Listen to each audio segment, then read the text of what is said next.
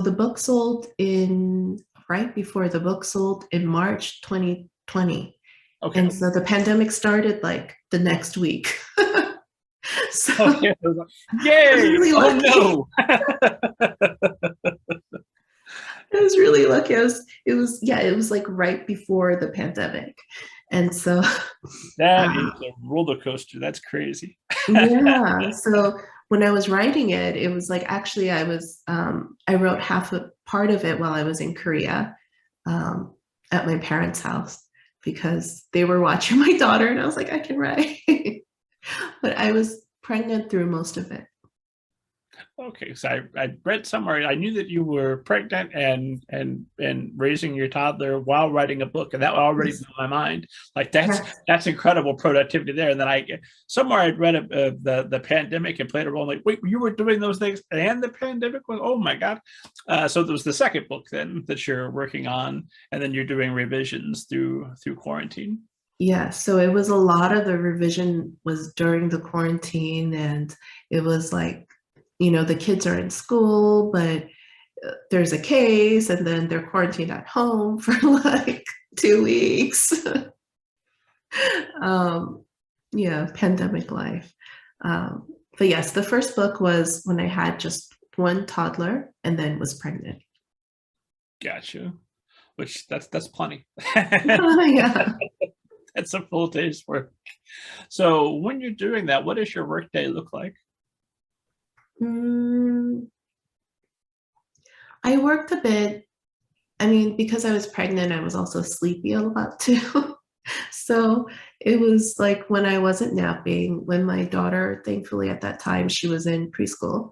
And so I had a little bit of time during the day. And so I would write during the day while she was at school. And when she came back from home school, I would play with her and maybe try to write for like an hour before I go to sleep.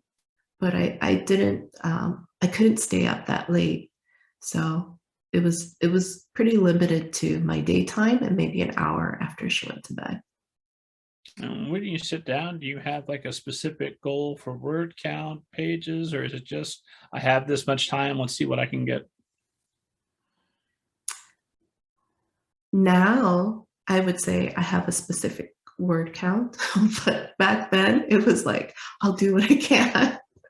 And the goal that, it was a very firm date though, because I knew the baby was due on a certain date.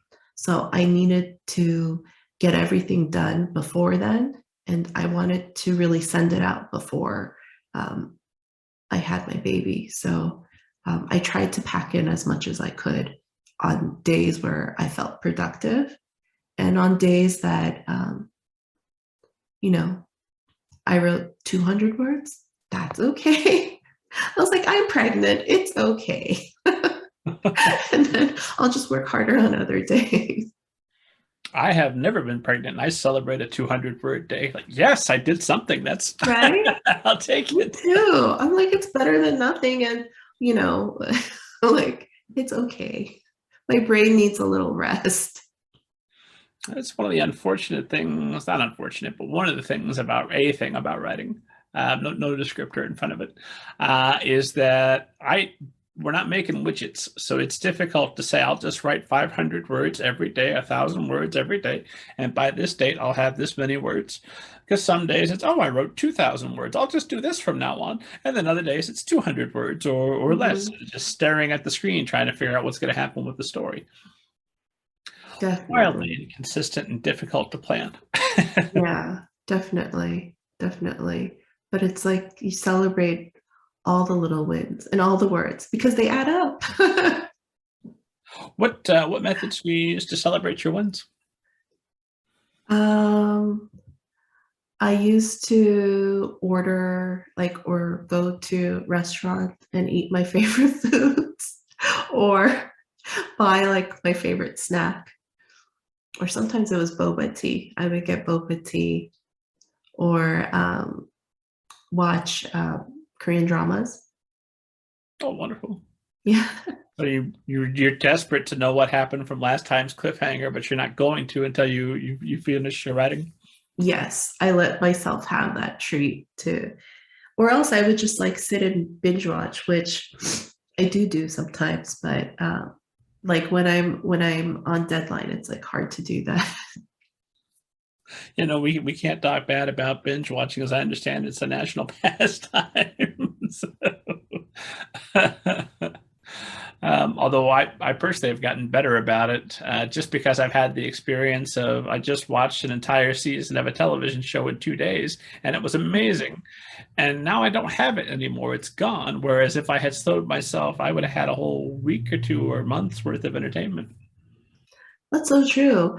I'm more, I watch with my husband, and I'm more the one where if we found a favorite show that we like, which, all the episodes are already out, I want to savor it.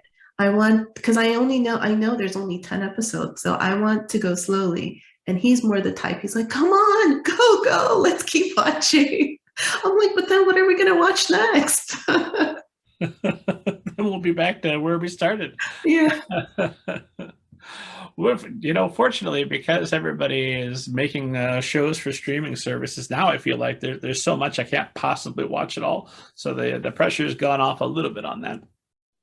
Yeah, that's true.